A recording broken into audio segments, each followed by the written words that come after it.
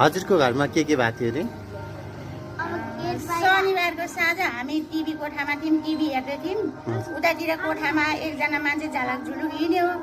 तर म अब बुढो मान्छे आँखा नदेख्ने, राम्रोसँग चिनेन। मैले भने घरबेटीको छोरी के नाम भएछ भने।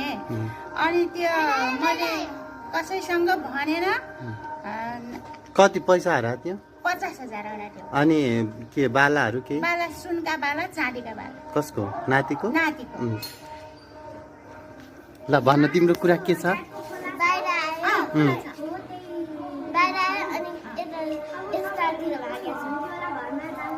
कता? अनि सुरुदेखि भन त, सुरुदेखि त्यो कसरी भित्र गयो? कतिजना थिए?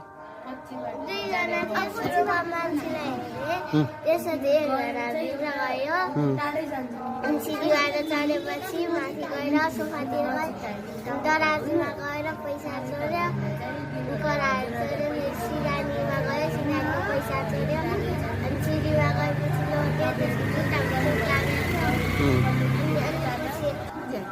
अनि तिनीहरू जाने तपाईँको त्यो जुन तल्लो बाटो छ नि, त्यो तल्लो बाटोमा गएर फेरि उता दुईटा बाटो छ फर्किने चाहिँ, अनि त्यसको पनि यता साइडबाट गएका छन्।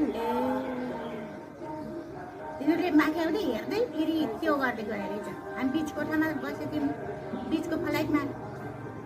अनि तिनीहरूले त तलबाट हेर्ने कति हल्ला छ भने अब हामी हल्ला गऱ्यौँ भित्र। अब एउटा त्यहीँनिरबाट त्यहाँ आन्टी गइसकेपछि चाहिँ भित्र गयो, अनि भित्र गइसकेपछि चाहिँ घर पनि हेर घर यसरी हामीले हराएको सामानहरूको बारेमा अब कसरी हरायो, के हरायो, त्यसरी नै हामीले नङमा टिभी जसरी हामीले टिभी हेर्दाखेरि चित्रहरू, चलचित्रहरू जसरी घुमेका हुन्छन्, त्यसरी नै हामी यसरी हराएको सामान कुन ठाउँमा कसरी र कुन व्यक्तिद्वारा यो सबै जानकारीहरू प्राप्त हुन्छ।